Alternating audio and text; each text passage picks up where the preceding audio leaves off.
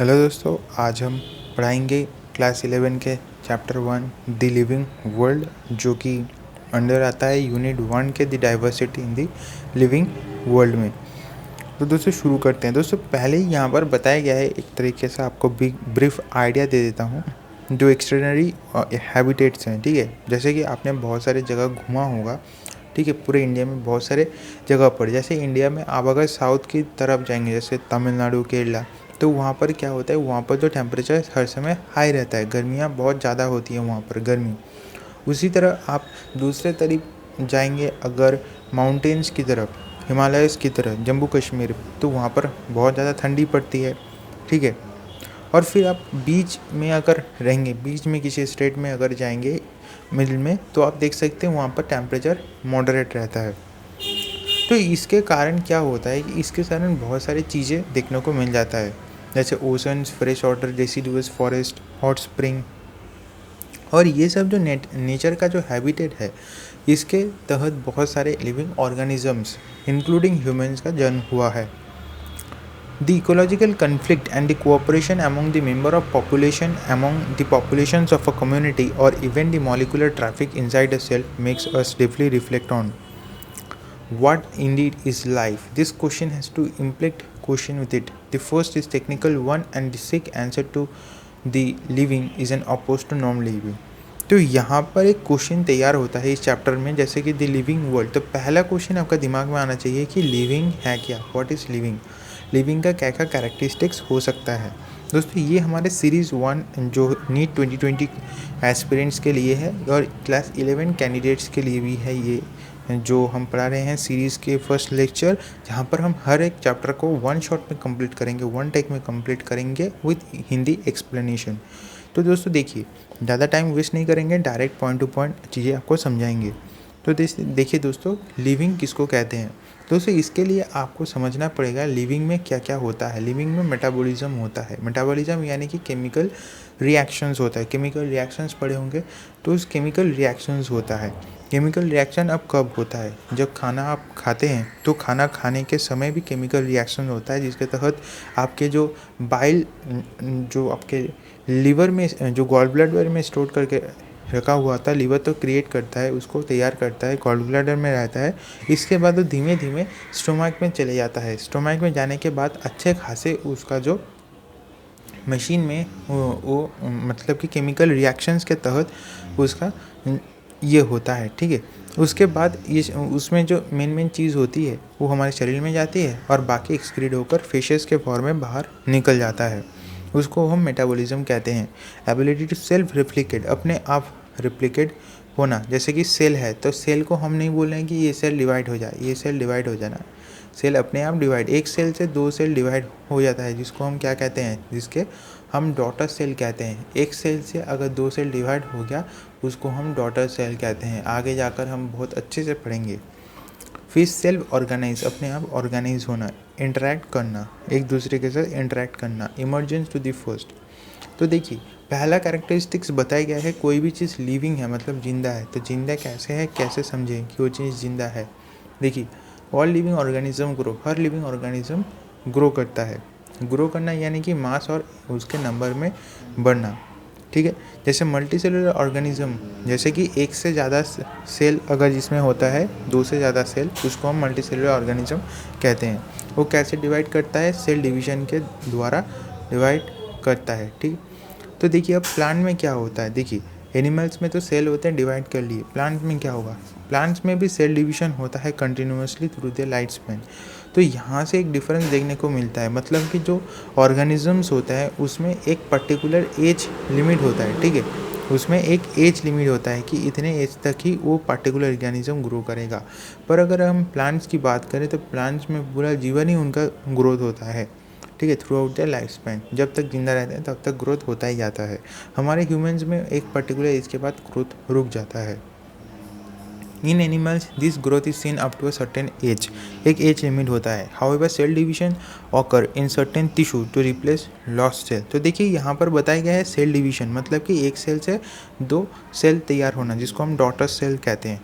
ठीक है, तो ये जो सेल डिवीज़न होता है ये सर्टेन टिश्यूज़ में होता है। टिश्यूज़ क्या है? जो सेल से तैयार होते हैं, बहुत सारे सेल जो कि एक ही कॉमन फंक्शन, बहुत सारे जो सेल होते हैं और जिनका एक ही कॉमन फंक्शंस होता है, ठीक है? बहुत सारे सेल एक साथ रहते हैं और जिनका एक ही कॉमन फंक्शंस होता है, जिसको हम क्या कहते हैं? जिसको हम टिश्यू कहते हैं।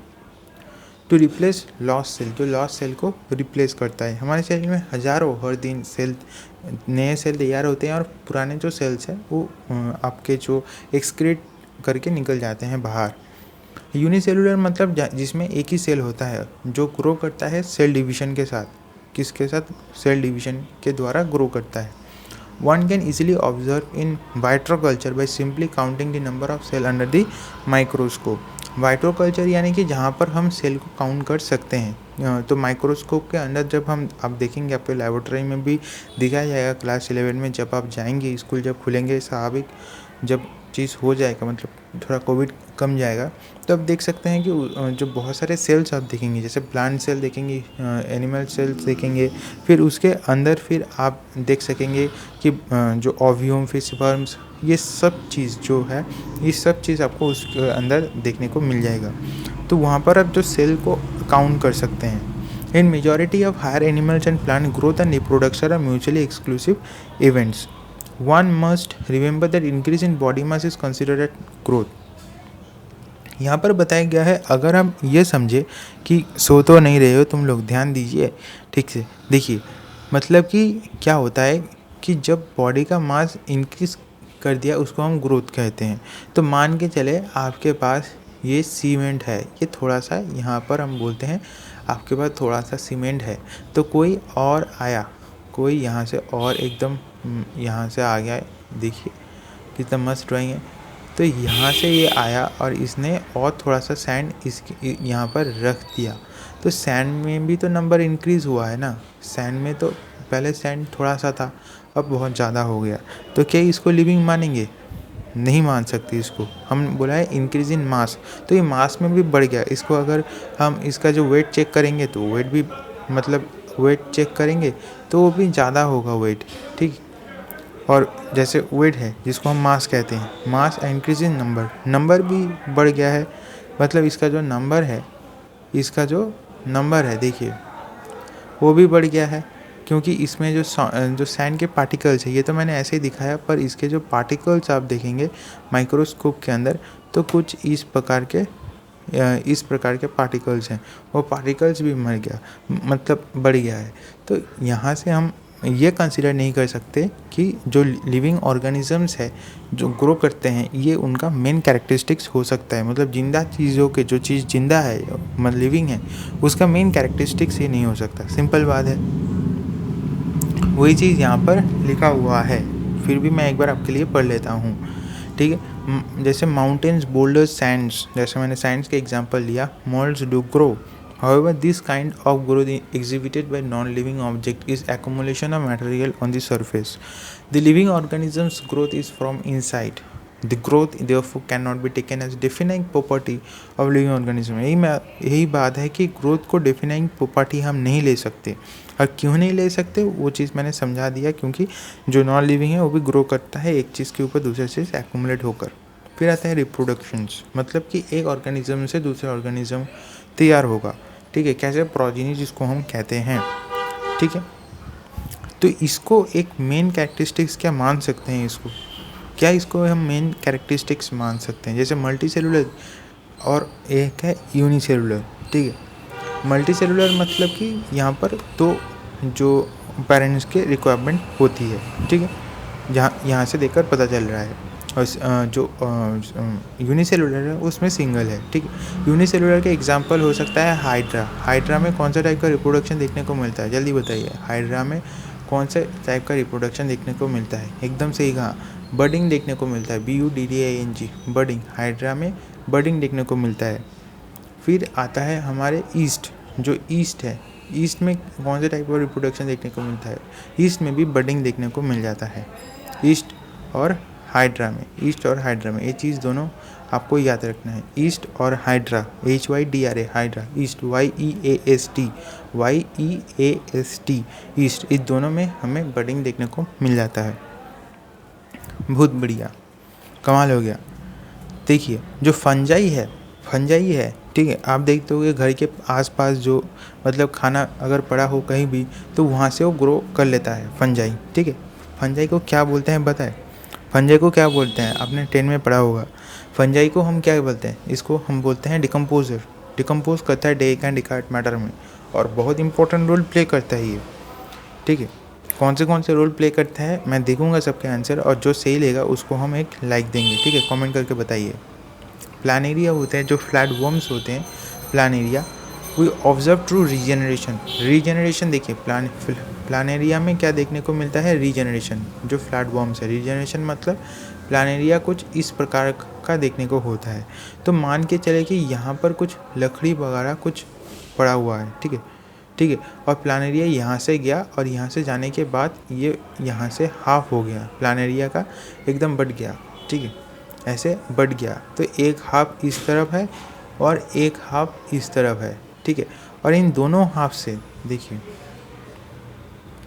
एक हाफ आपका इस तरफ है और एक हाफ आपका इस तरफ है, और ये दोनों हाफ से एक पूरा दो प्लानेरिया तैयार होंगे। क्या हो गया? दो प्लानेरिया तैयार होंगे, जिसको हम रीजनरेशन बोलते हैं, ठीक है। Fragment organism regenerate lost part of its body, ये न्यू ऑर्गेनिज्म तैयार करते हैं।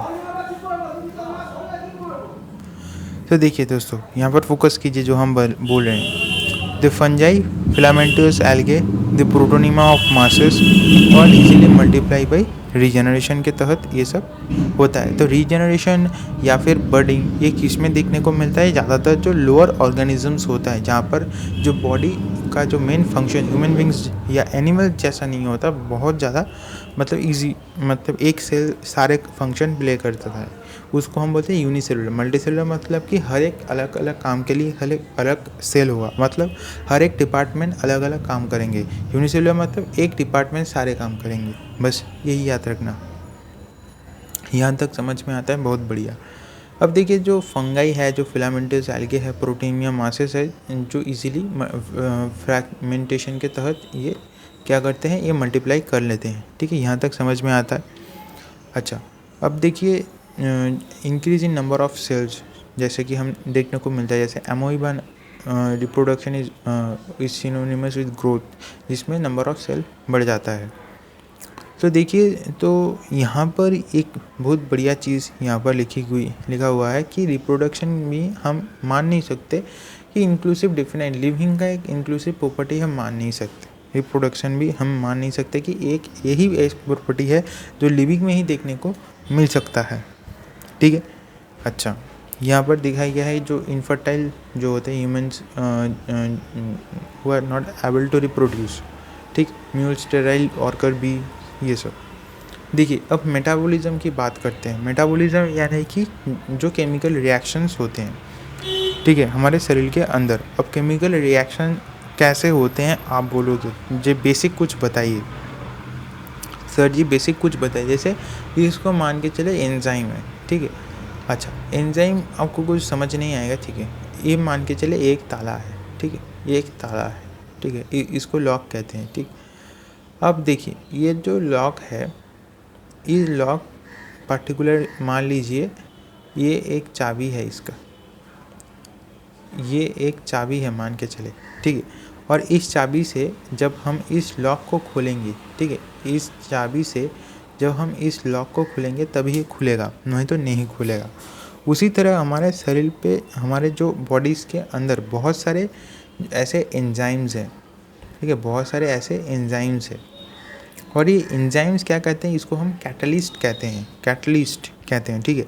और जो कैटलिस्ट का जो काम होता है, ठीक है, जो catalyst CATALYST, catalyst CATALYST, catalyst का क्या काम होता है कि किसी भी जब केमिकल रिएक्शन हो रहा हो तो इस केमिकल रिएक्शन के जो स्पीड होता है कि उसको जल्दी जल्दी खाना को मतलब पचाएगा या धीमे धीमे, ठीक है, मतलब हजम जल्दी जल्दी करेगा कि धीमे धीमे, ऐसे एग्जाम्पल के लिए मैं बता रहा हूँ। वो काम कैटलिस्ट करता है कि किसी भी रिएक्शन हो रहा हो बॉडी के अंदर तो उसको कितना तेज़ या कितना धीमे ये कर सकता है, ठीक ठीक है। तो ये पर्टिकुलर एंजाइम कुछ सबस्ट्रेट होता है, ठीक है, कुछ ऐसे सबस्ट्रेट होता है। सबस्ट्रेट यानी कि आप मान के चले ये होता है आपके जो की होता है, ताला जिसको कहते हैं, इस ताला को कहते हैं सबस्ट्रेट, जिसको हम एंजाइम कह रहे हैं। और ये जो चाबी आपको देखने को मिलता है, चाबी है आपका एंजाइम, ठीक है। ये जो देखिए यहाँ पर हम बता दे रहे हैं, ये जो आप देख रहे हो ये एंजाइम, इस एंजाइम को हम बोल रहे हैं कि ये एंजाइम आपका, ये है आपका चाबी, और ये जो सबस्ट्रेट है ये आपका ताला। तो एक पर्टिकुलर एंजाइम एक पर्टिकुलर सबस्ट्रेट को ही खोल सकता है, जिसको हम जो लॉक एंड की हाइपोथेसिस कहते हैं। ये हमने बता दिया कि आपको अभी से एक आइडिया लग जाएगा कि मेटाबॉलिज्म का कितना डीप हो सकता है। इस चैप्टर में बहुत है, जैसे कि आपने बायोमोलिक्यूल्स में भी आप पढ़ेंगे। तो बायोमोलिक्यूल ज़्यादातर स्टूडेंट को हार्ड लगता है कि बायोमोलिक्यूल्स में ऐसा क्या चीज़ है। ज़्यादा कुछ नहीं है, बस ताला और चाबी का कंसेप्ट याद रखना है, वो चीज़ वहाँ पर है। एक ही चीज़ मतलब मेन कंसेप्ट, उससे क्वेश्चन आएगा इससे, ठीक है। हमने अभी बता दिया कि आपको मतलब ठीक से अभी मतलब याद हो जाए और समझ में भी आ जाए बहुत इजीली, ठीक है। तब जाकर आप एक चुटकियों में समझ जाएंगे, ठीक है। तो देखिए ऑल लिविंग ऑर्गेनिजम्स जो कि केमिकल से बने होते हैं, सब living organisms, chemical small bits belonging to various class size functions are constantly being made and change into other biomolecules, ठीक है। बायोमोलिक्यूल्स मतलब कि जो मॉलिक्यूल जो बायोलॉजिकल प्रोडक्ट से बना हुआ हो, ठीक है, उसको हम बायोमोलिक्यूल्स कहते हैं। जैसे आप मान के चले हमारे शरीर में क्या है, हमारे शरीर में कार्बन्स हैं, ठीक है, बहुत सारे विटामिन्स हैं, ठीक है। विटामिन अब कौन से प्रकार के हैं, बहुत सारे तरीके के विटामिन होते हैं। विटामिन जैसे हम जो खाना खाते हैं, विटामिन B12 होता है, ठीक है, विटामिन B12 और भी बहुत सारे चीज़ें हैं। जैसे मिनरल्स भी होता है, बहुत सारे तरीके से मिनरल्स होता है, और बहुत सारे प्रोडक्ट्स हैं। This conversions are chemical reactions और मेटाबॉलिक रिएक्शंस।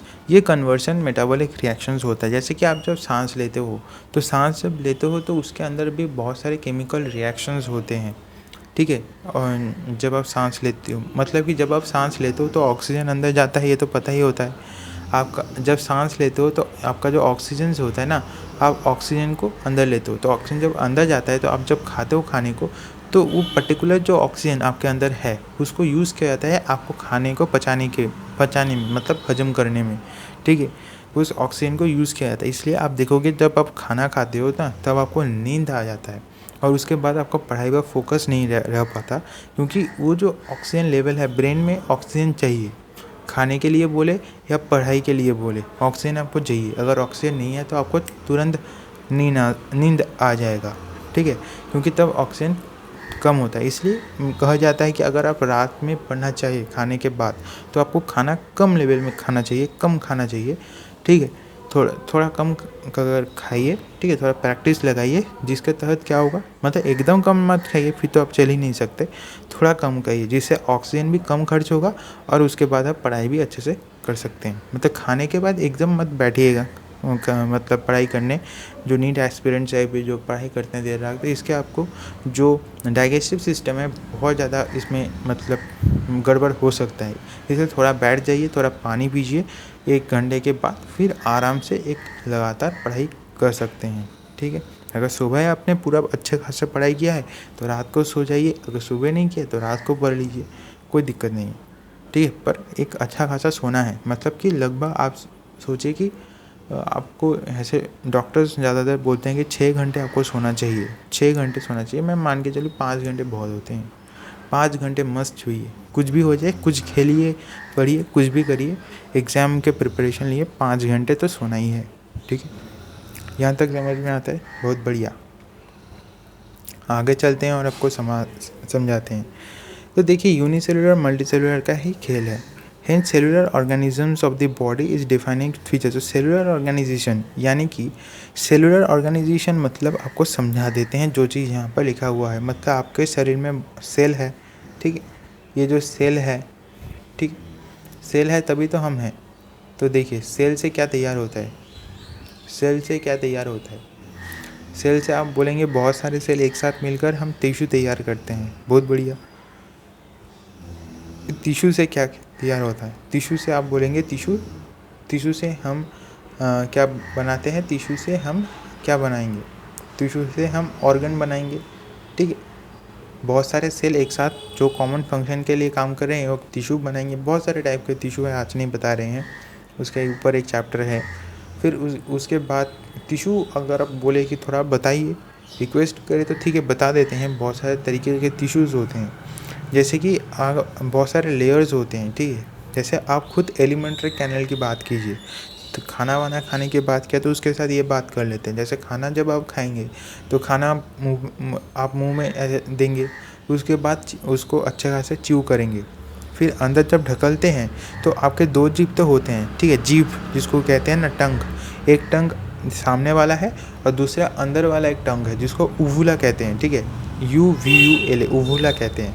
वो उसका काम है खाने को अंदर ढकेलना। तो जब उसको ढकेलते हैं तो एक पाइप होता है जो फूड पाइप, जिसको ईसोफेगस कहते हैं, ठीक है। अब ईसोफेगस से कहाँ जाएगा? स्टोमक में जाएगा। स्टोमक में जाता है। स्टोमक में जाने के बाद क्या होता है? उसकी स्टोमक में जाने के बाद एकदम मतलब कि एकदम खाना जाते जाते मतलब खाने का बहुत कष्ट है। मतलब हम तो खा लिए बस, अब अंदर का काम बहुत ज़्यादा होता है, ठीक है। तो देखिए क्या होता है मेन चीज़, उसके बारे में बाद में बताते हैं। तो देखिए, all plants, animals, fungi, microbes exhibit metabolism.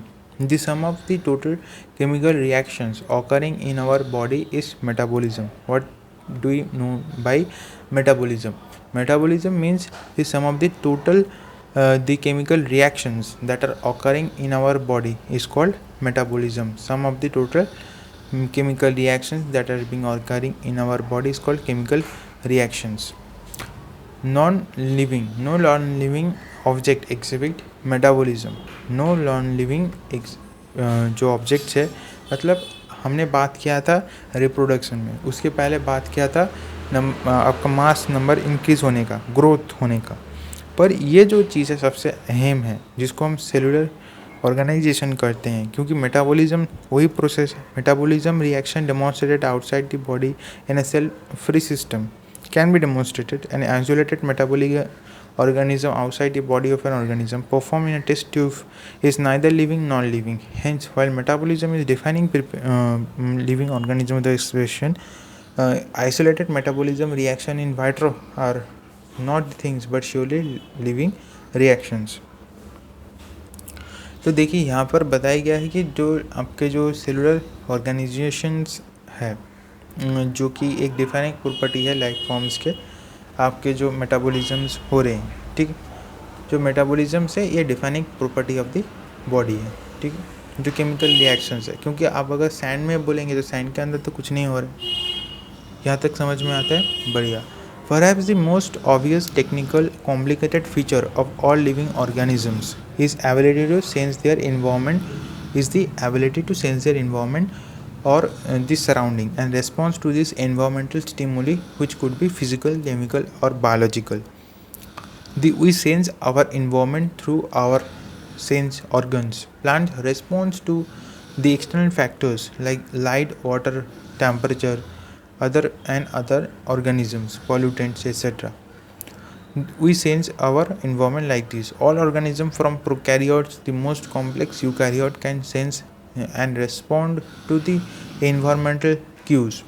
Photoperiod affect the reproduction in seasonal breeders, both plants and animals. All organisms handle chemical entering their body. All organisms therefore are aware of their surrounding. Human being is the only organism who is aware of himself. He has self-consciousness. Consciousness therefore becomes the defining property of the living organism. तो एक बार फिर से हम बता देते हैं, perhaps the most obvious or technical complicated features of all living organisms has the ability to sense their environment and response to environment stimuli. Response to environment stimuli. STIMULI.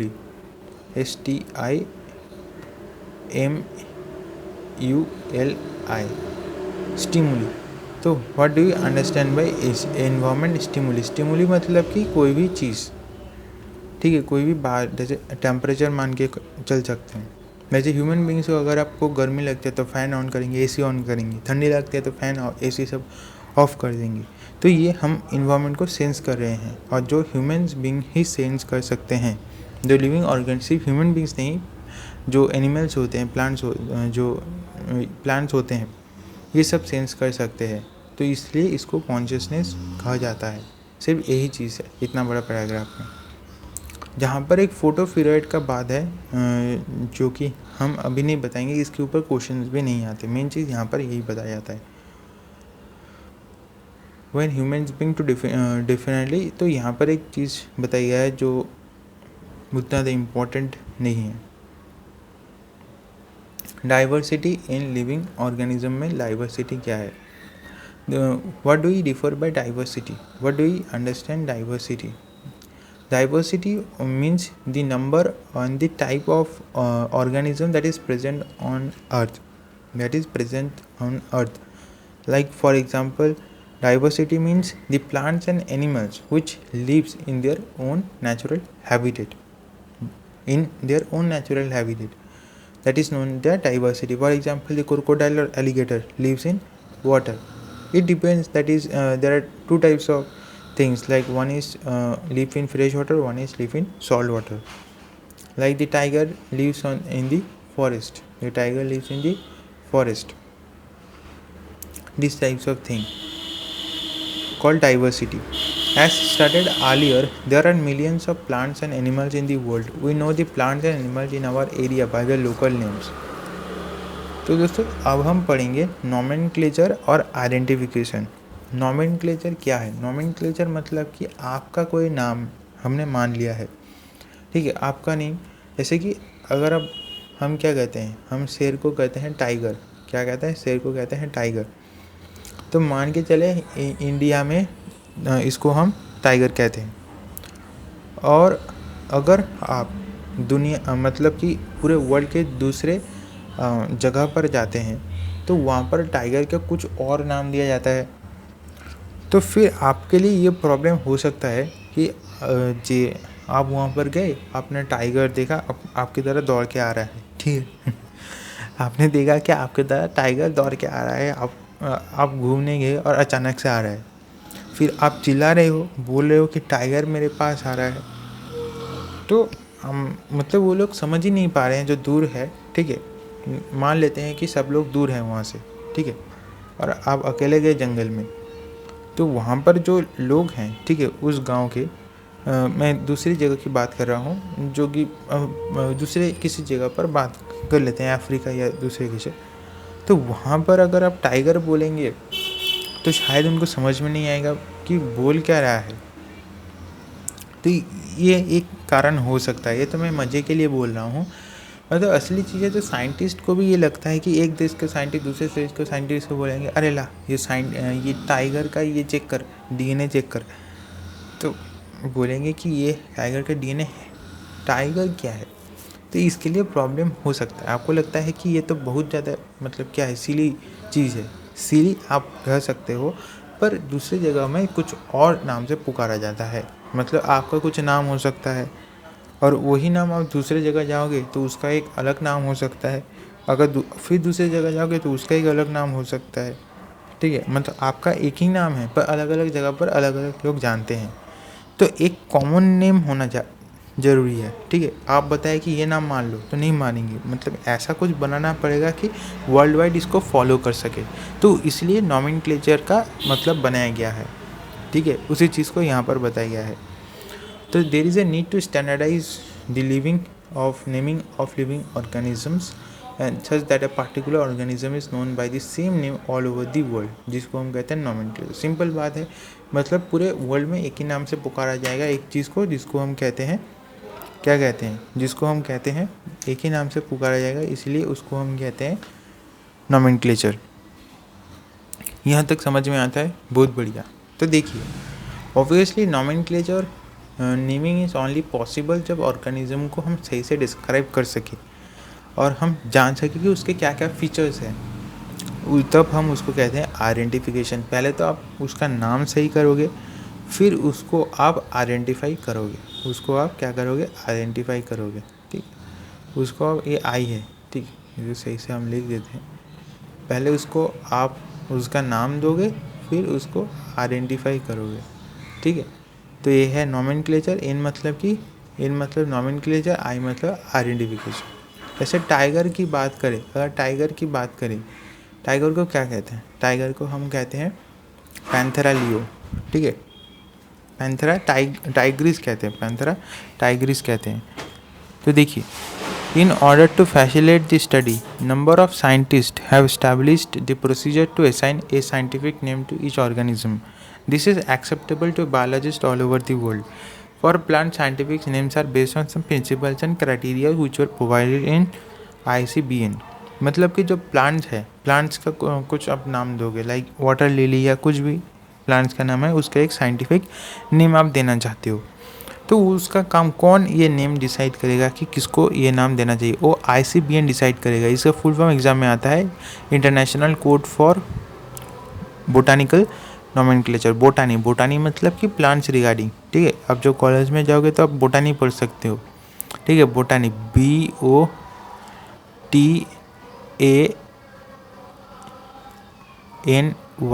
BOTANY, बोटानी मतलब plant से regarding, ठीक है। अच्छा, अब जब जो animals का नाम है वो कौन डिसाइड करेगा? ICZN मतलब international code for geological nomenclature. The scientific name ensure that each organism has only one name. The description of any organism should enable that people in any part of the world to arrive at the same name. मतलब देश के किसी भी जगह इसको एक नाम से जाना जाए, ठीक है। अच्छा, यहाँ तक समझ में आता है, बढ़िया। अब देखिए, बायोलॉजिस्ट कुछ प्रिंसिपल्स को फॉलो करते हैं नाम देने से पहले, ठीक है। जैसे आपका अगर नाम देने से पहले बहुत सारे आपके घर वाले डिसाइड किए होंगे कि किसके आधार पर नाम दे, मतलब कि एक पेज लिए होंगे और वहाँ पर मतलब नाम लिखे होंगे और जो पसंद है वो लिख दिए, ठीक है। आपको देखते हुए जो कौन सा नाम पसंद है लिख दिया। उसी प्रकार आधारित यहाँ पर जो बायोलॉजिस्ट है कुछ ऐसे प्रिंसिपल को फॉलो करते हैं नाम देने के लिए। तो जो नेम के दो कंपोनेंट्स होते हैं, जैसे हमारे नेम के दो कंपोनेंट है, एक है फर्स्ट नेम, ठीक है, एक है हमारे फर्स्ट नेम, एक है हमारे जो मिडिल नेम और एक है हमारे जो लास्ट नेम, ठीक है, जिसको हम टाइटल कहते हैं, ठीक है। क्या कहते हैं? टाइटल। उसी तरह यहाँ पर ये तो हम अपने बात किए, यहाँ पर जो इनके जो नाम होते हैं साइंटिफिक दो नाम होते हैं, एक है आपका, एक रिप्रेजेंट करता है जेनेरिक नेम और एक है स्पेसिफिक एपिथेट, मतलब कि स्पीशीज़ को रिप्रेजेंट करता है, कौन से स्पीशीज़ है। और जेनेरिक मतलब कि जीन्स, ठीक है, उसका जीन्स कौन सा है, ठीक है। जेनेरिक मतलब कि उसका जीन्स का कौन सा है। जीन्स मतलब पहनने वाला जीन्स नहीं, GENS, जीन्स मतलब कौन से, उसका जो जेनेटिक जो मटेरियल से कौन से जीन से वो आया है, ठीक। एंड स्पेसिफिक एपिथेट मतलब स्पीशीज़ कौन सा है। This is system of providing A names with to component called binomial nomenclature. अब जो दो नाम के जो दो चीज़ होते हैं, एक जेनेरिक नेम और स्पेसिफिक एपिथेट। अगर मैंने मान के चलूँ कि हमने बोला कि पैंथेरा, PANT, पैंथेरा, हमने बोला पैंथेरा लियो, पैंथेरा हमने लिया कैपिटल में। और एक चीज़ है, जब आप जेनेरिक नेम लिखते हो ना तब आपको कैपिटल लिखना है, फिर आपको छोटे में लिखना है PANTHERA,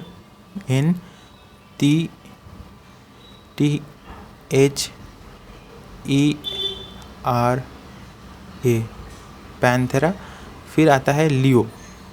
अब लियो आपको L छोटे में लिखना है, LEO, और ये हमेशा आपको याद रखना है। और जब एग्ज़ाम में लिखोगे ना, एक काम करना, हमेशा हाईलाइट कर देना। एग्ज़ाम में जब लिखोगे हमेशा हाईलाइट कर देना, नहीं तो मार्क्स कट जाएंगे। जब आप क्लास 11 के एग्ज़ाम दोगे मार्क्स कट जाएंगे अगर आपने इस तरीके से नहीं लिखा। जो साइंटिफिक नेम है, पहला आता है कैपिटल में, दूसरा आपका शॉर्ट में, ठीक है। मतलब जैसे आप कुछ भी नाम हो सकता है आपका, तो नाम का पहला अक्षर ऐसे याद रखिए कैपिटल में और लास्ट अक्षर आपका स्मॉल में, ठीक है। इस तरीके से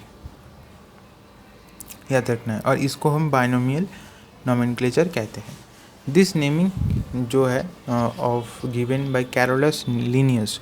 तो बायनोमियल नोमेनक्लेचर किसने शुरू किया? कैरोलस लिनियस ने। Is being practice by biologist all over the world. तो शुरू किसने किया था आपको याद रखना है, कैरोलस लिनियस ने, ठीक है। यहाँ तक आपको याद कर लेना है, ठीक। all over the world. The naming system using two-fold format was found convenient. ठीक है, इसको हम कन्वीनियंट भी माने। अब देखिए जो साइंटिफिक नेम है, जैसे मैंगो आप खाते हो, आम तो बहुत खाते हो, आम सीज़न है, आम का सीज़न खाओ, माजा मैंगो। मैंगो नहीं खाना, मतलब मैंगो खा सकते हो, क्या दिक्कत है, आपके ऊपर निर्भर करता है। ठीक है, तो आप पर उससे अच्छा होगा कि आप ऐसे खरीद कर कुछ खा ले तो वो ज़्यादा सही रहता है। अगर आप खरीद के कुछ मतलब असली फल खाते हो रादर देन द जूस, तो सही रहता है। क्योंकि जब आप जूस खाते हो ना, ज़्यादातर समय ये दिखाया जाता है वहाँ पर कुछ एस्टरिफिकेशन, आपने केमिस्ट्री में पढ़ेंगे, मतलब ईस्टर मतलब केमिकली सिंथेसाइज्ड प्रोडक्ट्स, जो नेचुरल प्रोडक्ट्स उस केमिकली सिंथेसाइज करके बनाया जाता है नेचुरल की तरह। मतलब कि उसको आप सूंघोगे तो आपको सेम स्मेल मिलेगा जैसे आपको नेचुरल में मिलता है, पर असल में वो केमिकल है। तो केमिकल खाएंगे तो थोड़ा सा प्रॉब्लम हो सकता है, वही चीज़ मैं बता रहा हूँ। ठीक है, तो इसको हम बायनोमियल नोमेनक्लेचर कहते हैं। कैरोलस लिनियस ने इसको बनाया है। In this name Mangifera indica, मतलब कि जैसे मैंने बताया कि जो मैंगीफेरा है जो इसके जीन्स को रिप्रेजेंट करता है, और जो इंडिका है, मैंगीफेरा जीन्स को रिप्रेजेंट करेगा, इंडिका है वो आपके स्पेसिफिक एपिथेट मतलब स्पीशीज़ को रिप्रेजेंट करेंगे। जो स्पीशीज़ कौन सा है, इंडिका, और ये है मैंगो। ठीक है, in this name the genus, अच्छा हमने गलत बोला है, तो यहाँ पर जो सेकंड होगा, जो स्पेसिफिक स्पीशीज़ आपका मैंगो है और आपका जीन्स है इंडिका। ठीक है, मतलब एक जीन, अगर एक जीन के अंदर क्या रह सकता है, देखिए एक जीन के अंदर बहुत सारे आपके स्पीशीज़ रह सकते हैं। एक जीन के अंदर बहुत सारे स्पीशीज़ रह सकते हैं। ये मान के चलो S1 है, S2 है, एग्जाम्पल के लिए बता रहा हूँ, ये है S3। एक जीन के अंदर बहुत सारे स्पीशीज़ रहते हैं। यहाँ पर जैसे मैंगोफेरा इंडिका है, तो इंडिका रिप्रेजेंट करता है जीन्स, और मैंगीफेरा जो है ये मैंगीफेरा ये रिप्रेजेंट करता है आपका जो स्पीशीज़ है, स्पेसिफिक एपिथेट। तो जो सामने वाला नाम हमेशा कैपिटल में रहेगा, M कैपिटल में, I स्मॉल में। Biological names are generally in Latin और रिटन इन इटैलिक्स, मतलब इनको लैटिन से लिया जाता है बायोलॉजिकल नेम, और इटैलिक्स में लिखा जाता है। दे आर लैटिनाइज्ड और derive from Latin irrespective of the origin, मतलब इनको लैटिन में डिप्राइव किया जाता है, जनरली ये लैटिन में होता है। The first word in biological name represent the genus, तो फर्स्ट वर्ड होता है वो जेनस को रिप्रेजेंट करता है, मतलब जीन्स को। तो दोस्तों हमने सही बोला था, यहाँ पर भी बताया गया है जो मैंगीफेरा है ये जीन्स को रिप्रेजेंट करता है, और जो इंडिका है वो स्पीशीज़ को रिप्रेजेंट करता है। तो जो जीन्स होता है उसके अंदर बहुत सारे, सिर्फ 3 ही नहीं, बहुत सारे तरीके थे, क्या होता है, एक जीन्स के अंदर बहुत सारे तरीके के स्पीशीज़ रहते हैं। यहाँ तक समझ में आता है, बढ़िया।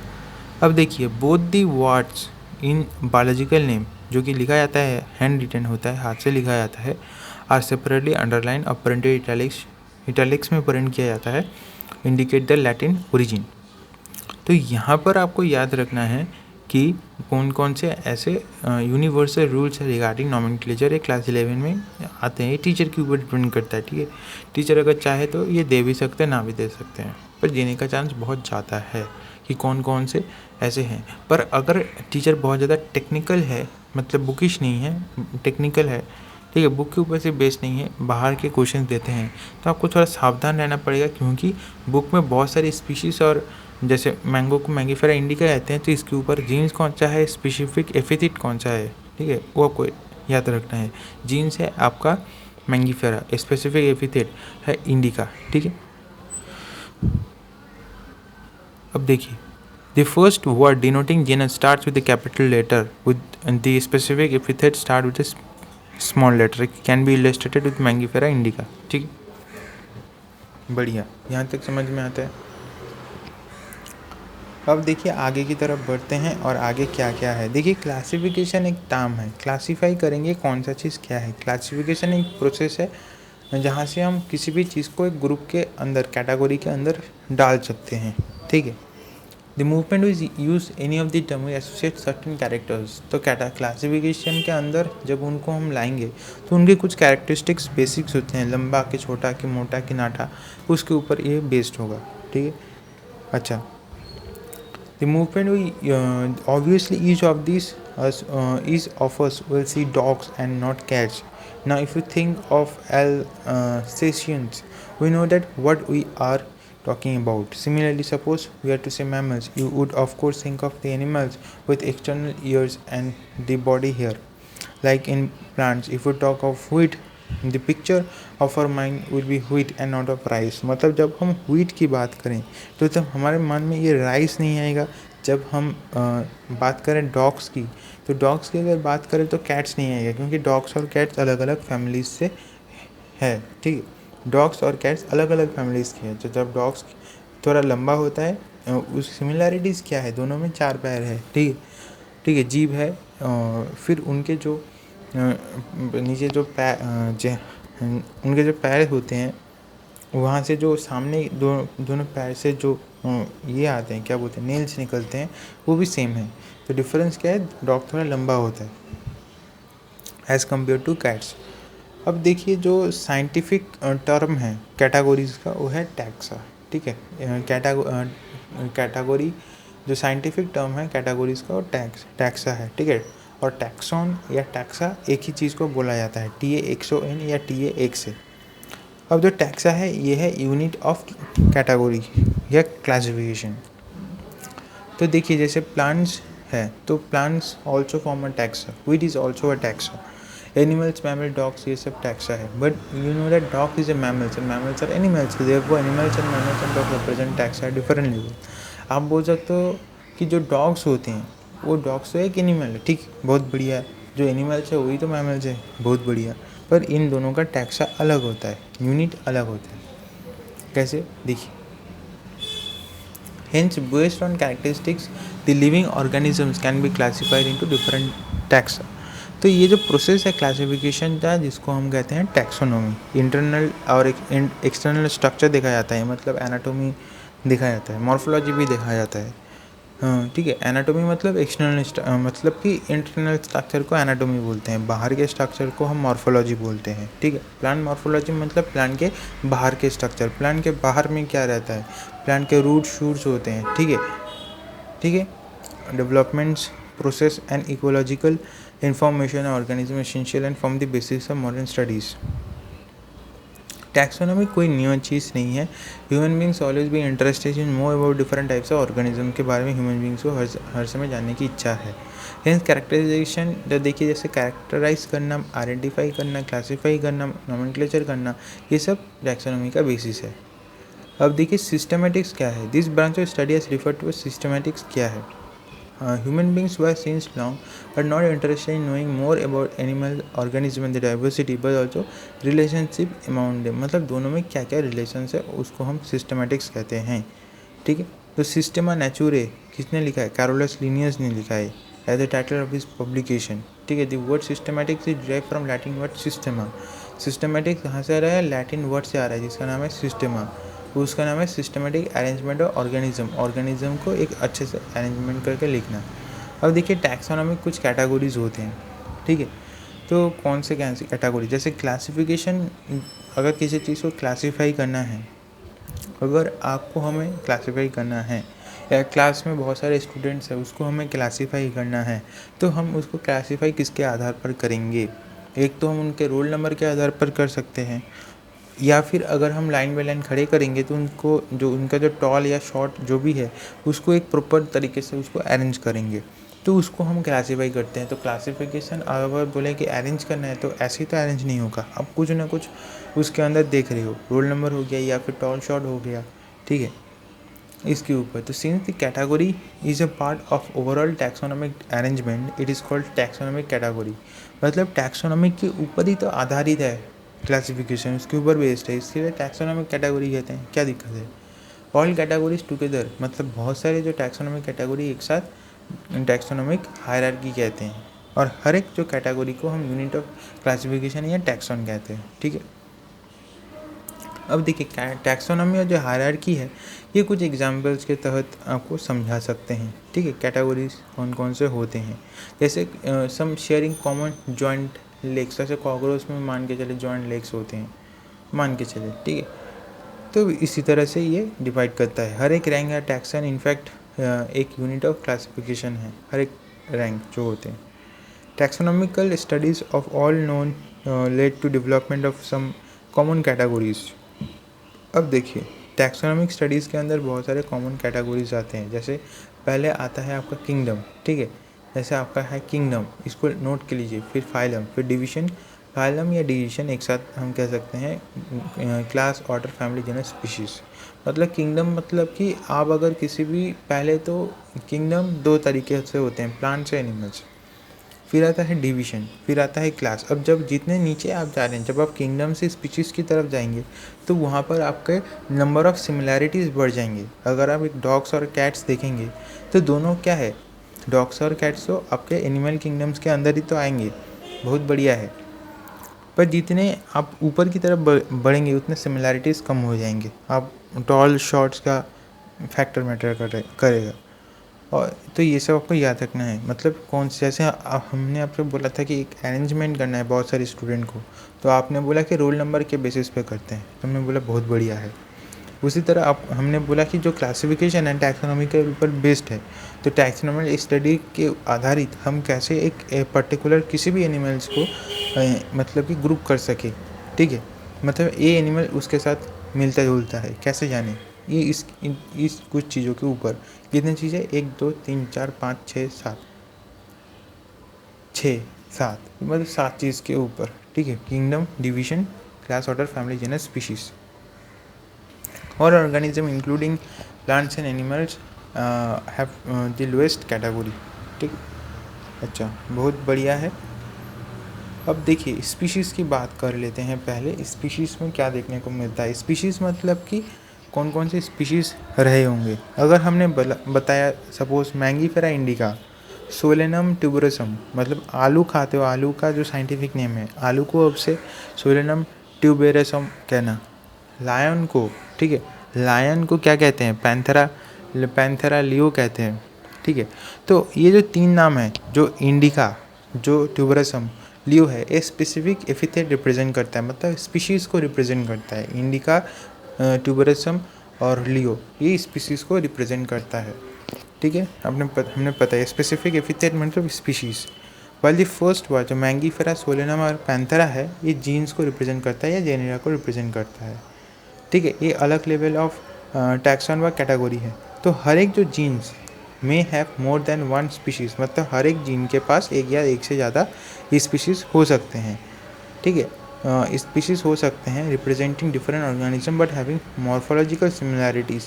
मतलब कि एक तो हो सकता है कि उनका जो अलग अलग ऑर्गेनिज्म हो सकता है, पर बाहर से देखने में एक ही तरह का लग सकता है, ठीक है। बाहर के देखने में एक ही तरह लगेगा, ठीक है।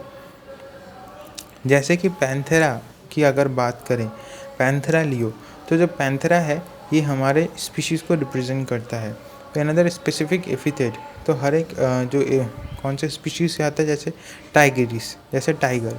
तो जैसे जो टाइगर और लायन एकदम अलग तो नहीं है, एक ही तो मतलब एक के अंदर आते हैं, ठीक है। एक शेर है और एक गब्बर शेर है, ठीक। फिर आता है सोलेनम, इंक्लूड स्पीशीज़ लाइक नाइगरम, मेलंगना, ये सब आते हैं, ठीक है। आशा करता हूँ आपको समझ आ गया होगा स्पीशीज़ क्या चीज़ है, ठीक है। स्पीशीज़ मतलब कि जैसे पैंथेरा, तो पैंथेरा जो है, जैसे पैंथेरा लियो जिसको हम कहते हैं जो टाइगर होते हैं, ठीक है। फिर आता है पैंथेरा टाइगरस, मतलब जो टाइगर है। लियो मतलब को जो लायन है, तो लायन और टाइगर किसके अंदर आएगा, पैंथेरा के अंदर आएगा, स्पीशीज़ है, पर उनका जीन्स तो थोड़ा अलग हो जाएगा, ठीक है। जीन्स जो अलग होता है, जैसे हमने बोला कि लियो क्या रिप्रेजेंट करता है, ठीक है। लियो क्या रिप्रेजेंट करता है, अभी हमें पढ़ाया था, जो स्पीशीज़ है, ठीक है। इंडिका, ट्यूबरसम, यहाँ पर आप थोड़ा कंफ्यूज हो सकते हो। तो इंडिका, ट्यूबरसम और जो लियो है ये स्पीशीज़ है, और यहाँ पर जो पैंथेरा है ये आपका जीन्स रिप्रेजेंट करता है। मतलब एक जीन के अंदर 2 से ज़्यादा स्पीशीज़ हो ही सकते हैं, ठीक है। जैसे पैंथेरा के अंदर टाइगर भी आता है, लायन भी आता है, वही। फिर आता है आपका जीन्स। जेनस मतलब कि जो जीन्स आता है, जैसे सोलेनम है, जीनस सोलेनम। जैसे आप बोले पोटैटो, आलू, और ब्रिंजल मतलब कि जो भिंडी होता है, भिंडी, आलू, भिंडी, या टिंडे जिसको कहते हैं, टिंडे, ठीक है।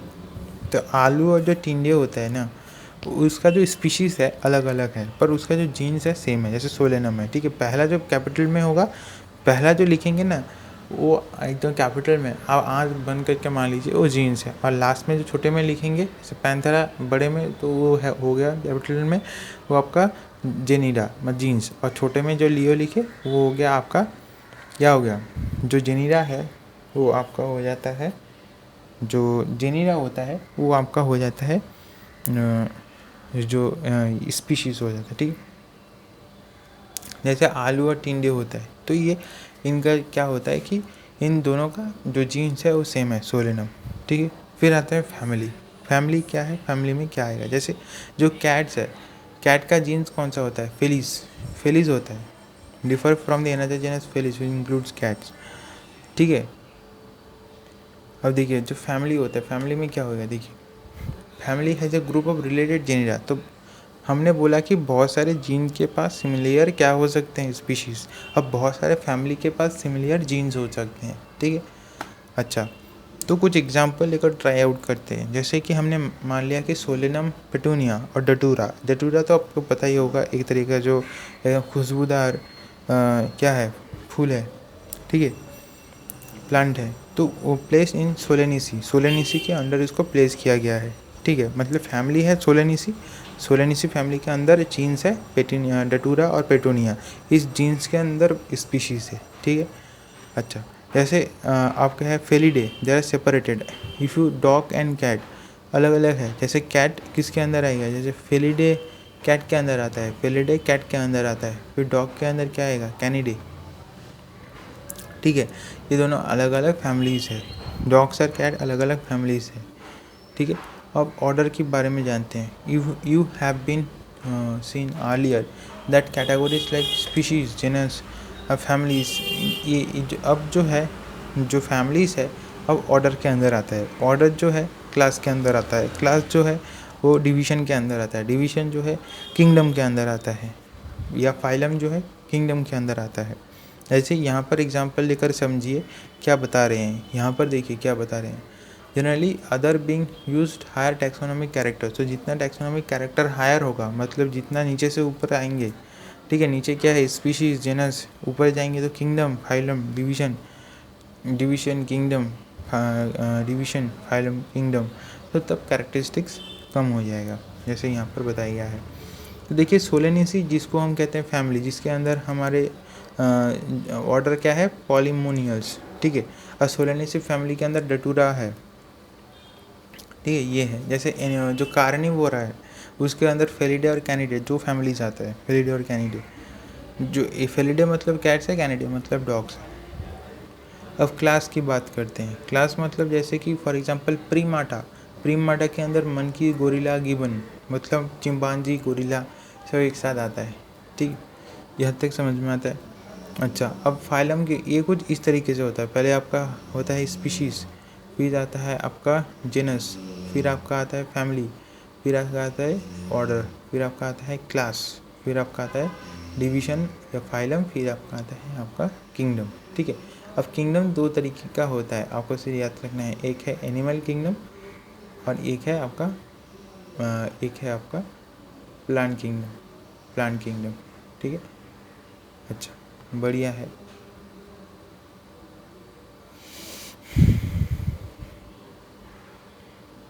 अब देखिए जो फाइलम है इसके अंदर क्या आएगा, क्लास तो पढ़ा दिया।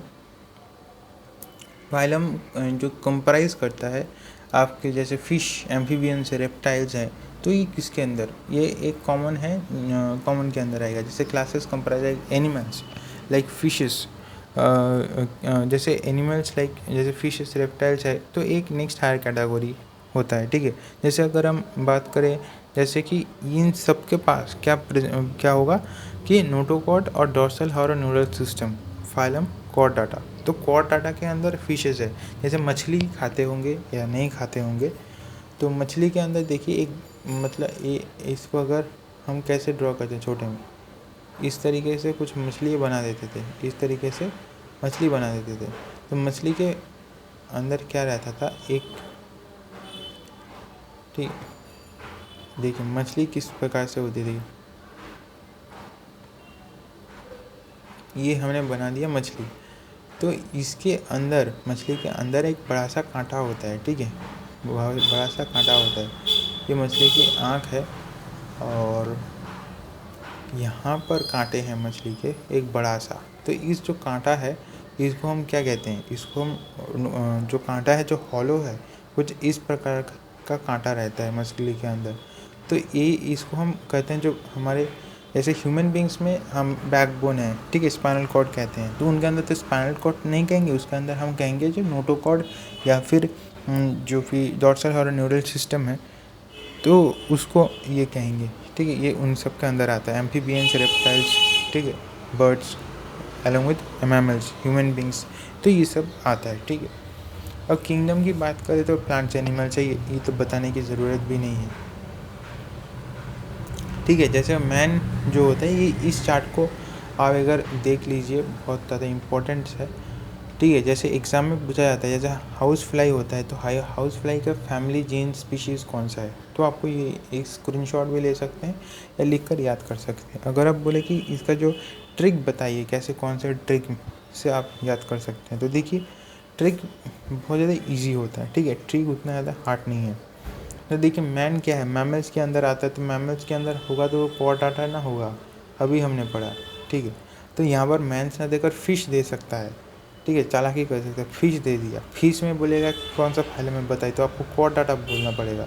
ये वाटर कौन सा, प्राइमाटा, तो एक चीज़ देख लीजिए उसके कॉमन में बता, बैठा दीजिए क्या है, ठीक है, कॉमन में बैठा दीजिए। ज़्यादातर उतना क्वेश्चन नहीं पूछता है, ज़्यादातर मैंगो से पूछता है, मैन से पूछता है, फिश से पूछेगा और हाउस फ्लाई से पूछेगा, और टीचर ज़्यादा खतरनाक होगा तो व्हीट से पूछेगा, ठीक है। 1 मार्क्स का छोड़ के चले जाइए, पर नीट के लिए थोड़ा बहुत आपको देखना पड़ जाएगा इसको। टैक्सोनॉमिकल एड मतलब क्या, देखिए taxonomical studies of various, taxonomic मतलब कि जो प्लांट्स एनिमल्स है उसके मतलब उन चीज़ों के बारे में हम पढ़ते हैं, ठीक है। जैसे फॉरेस्ट्री हो गया, इंडस्ट्री हो गया, एग्रीकल्चर हो गया, और बहुत सारी चीज़ें। तो उन चीज़ के बारे में लेबोरेटरी में ले जाकर उनको टेस्ट करना और उनको अच्छे खासे बचा कर रखना। अगर आप बोलेंगे कि मतलब ए नाम का कोई मछली है, मान के चले, और वो मछली बस एक ही है, तो आपको उसको तो बचाना पड़ेगा, ठीक है, आपको उसको तो बचाना पड़ेगा। जैसे बहुत सारे लिस्ट होते हैं, जैसे एंडेंजर्ड लिस्ट होते हैं, ठीक है, ऐसे होते हैं, रेड लिस्ट हो जाते हैं, जब कम हो जाते हैं कुछ भी एनिमल्स, ठीक है, एक्सटिंक्ट हो जाते हैं, तो उसको बचाना पड़ेगा। तो कौन कौन से ऐसे रास्ते हैं बचाना, हम बचा सकते हैं, और कौन कौन से ऐसे तरीके हैं जहाँ पर जो एक्सटिंक्ट हो चुका है उसको बाद में उसके ऊपर रिसर्च करे, या फिर दूसरे लोग अगर देख सके हज़ारों 100 साल बाद, उसको एक जगह पर रखना। जैसे हर्बेरियम में मतलब क्या रखते हैं हम, जो प्लांट्स होते हैं, प्लांट के जो स्पेसिमेंस होते हैं, उसको ड्राई करके एक शीट के ऊपर प्रेस करके रखा जाता है। मतलब ये कुछ शीट्स होता है, इसके ऊपर रखा जाता है, ठीक है। ये मान के चले ये प्लांट्स है, इस प्लांट ये है, फिर ये है, फिर ये है, ठीक है, इसको ऐसे रखा जाता है, ठीक है, ऐसे आपको लगेगा पूरा प्रेस करके रखा जाता है उसके स्पेसिमेन को। ये शीट्स जो होते हैं कुछ इस प्रकार according to universal accepted system of classification, ठीक है, उसके ऊपर बेस्ड होता है। और फिर एक स्टोर हाउस का रिपोजिटरी करा जाता है फ्यूचर यूज़ के लिए। Herbarium sheets also carry a level providing information date, मतलब कब, date and place of collection, botanical name क्या है, कलेक्टर का नाम क्या है, सब। बोटानिकल गार्डन्स, जैसे कि आपने देखा होगा कि हावड़ा में है, हमारे कोलकाता के हावड़ा में है इंडियन बोटानिकल गार्डन, फिर क्यों है इंग्लैंड में, फिर और होता है आपका लखनऊ में है, लखनऊ और हावड़ा दोनों जगह सबसे ज़्यादा बोटानिकल है, मतलब पेड़ ही पेड़ है वहाँ पर, बहुत सारे तरीके से प्लांट्स है, जाकर देख सकते हो। तो यहाँ पर प्लांट्स को रखा जाता है और उनका देखभाल किया जाता है, ठीक है। बहुत ज़्यादा पुराने जो बरगद के पेड़ यहाँ पर आपको मिल जाएंगे, ठीक है, एक बार घूम के आइएगा, ठीक है। लखनऊ में भी है आपका नेशनल बोटानिकल रिसर्च इंस्टीट्यूट, तो आपको नाम ही याद रखना है, ठीक है। एग्जाम में क्लास 11 में क्वेश्चन आएगा। और क्यू है इंग्लैंड में, फेमस ये 3 है। म्यूजियम्स मतलब कि जो चीज़ मतलब अभी नहीं है उस चीज़ को रखा गया है, ठीक है। अभी है भी तो उस चीज़ को भी रखा गया है, ठीक है। प्रिजर्वेटिव का यूज़ किया जाता है जार्स में, ठीक है। जैसे आप जो एनिमल्स होते हैं बहुत सारे तरीके से, जो फिश होते हैं, फिर जो स्नेक्स होते हैं, तो उनको पहले तो उनको लिया जाता है, उनके अंदर की कुछ चीज़ बाहर निकाली जाती है, फिर उनके अंदर कुछ केमिकल्स डाला जाता है, फिर उनको स्टोर करके रख दिया जाता है फ्यूचर यूज़ के लिए, कि लोग आए इसको देख सके, इसके ऊपर पढ़ सके, जांच कर सके। म्यूजियम ऑफन है कलेक्शन, स्केलेटन्स भी होता है, जैसे डायनासोर वगैरह के स्केलेटन्स भी होता है। म्यूजियम विजिट कर लीजिएगा 1-2, आपको समझ में आ जाएगा, ठीक है। म्यूजियम्स में क्या होता है समझ में आ जाए, क्या बोला? अच्छा, जूलॉजिकल पार्क्स, ठीक है। जूलॉजिकल पार्क मतलब जू में आप घूमने गए होंगे, हर एक एनिमल अपने नेचुरल हैबिटेट में रहता है, ठीक है। ऐसा तो नहीं है कि आप राइनोसोरस को लेकर पानी में डाल दिया, यहाँ पर है तो गुस्सा हो जाएगा। हाँ, अब हम पानी में डाल दिया, या फिर आप शेर को लीजिए और ऐसे बाहर छोड़ दीजिए, फिर क्या होगा, ठीक है। शेर सबको खा जाएगा। तो इसलिए सब अपने नेचुरल हैबिटेट में है। शेर जहाँ पर रहता है उसका एक दूरी बना कर रखा जाता है, ठीक है। मतलब यहाँ पर अगर शेर हो तो लोग एकदम यहाँ पर होंगे, ठीक है। इतना डिस्टेंस तो होगा ही मैक्सिमम, ठीक है। और यहाँ से नीचे कुछ खाई की तरह होगा, ठीक है। ये तो खैर यहाँ पर है, पर उसमें और भी ज़्यादा खाई होगा, जिससे तहत अगर शेर अगर यहाँ पर आएगा तो नीचे गिरेगा, लोगों के पास नहीं आएगा, ठीक है। अब की क्या है, इसके ऊपर लोग ज़्यादा नहीं पढ़ते हैं। जो की क्या है, इसके ऊपर क्वेश्चन पूछा जाता है एग्ज़ाम में, पर आप नहीं पढ़ते हो, इसलिए क्वेश्चन पूछा जाता है क्योंकि आप ये नहीं पढ़ते हो, ठीक है। तो क्या चीज़ है, देखिए, की इज़ अनदर टैक्सोनॉमिकल एड। दूसरा एक टैक्सोनॉमिकल एड है जिसको यूज़ किया जाता है प्लांट्स और एनिमल्स के ऊपर, जो कि कुछ सिमिलैरिटीज़ और डिससिमिलैरिटी के ऊपर बेस्ड है, ठीक है। की जो है एक दूसरा टैक्सोनॉमिकल एड है जिसके तहत प्लांट्स और एनिमल्स को आइडेंटिफाई किया जाता है उसके कुछ मतलब सिमिलैरिटीज़ों पे और डिससिमिलैरिटीज़ों पे। देखिए, जो बेस्ड होता है किसी कॉन्ट्रास्टिंग कैरेक्टर्स के ऊपर, जिसको हम कपलेट कहते हैं, ठीक है। पेयर मतलब 2 होता है, तो 2 कॉन्ट्रास्टिंग कैरेक्टर होगा और जिसमें से एक को हमें लेना होगा।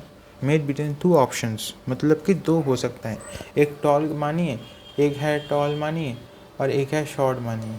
टॉल और एक है शॉर्ट मानिए, ठीक है। एक शॉर्ट है, टॉल और शॉर्ट है, 2 कॉन्ट्रास्टिंग कैरेक्टर है, दोनों अलग है, सिमिलरिटी और डिफरेंस है, ठीक है, ठीक है। इसमें 2 होगा बेस्ड ऑन दी पेयर, जिसको कपलेट कहते हैं। कपलेट मतलब 2।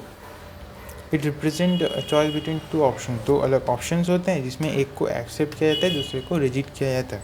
हर एक स्टेटमेंट की के हर एक स्टेटमेंट को लीड कहा जाता है। 1 नंबर के क्वेश्चन आएगा क्लास 11 में, की के हर एक स्टेटमेंट को क्या कहा जाता है, लीड कहा जाता है। Separate taxonomic keys are required for इस टैक्सोनॉमिक कैटेगरी। तो हर एक टैक्सोनॉमिक की के लिए हर एक जो आपको टैक्सोनॉमिक कैटेगरी चाहिए, जैसे family, genus, species for identification purpose. Keys are generally analytical, nature में एनालिटिकल होते हैं।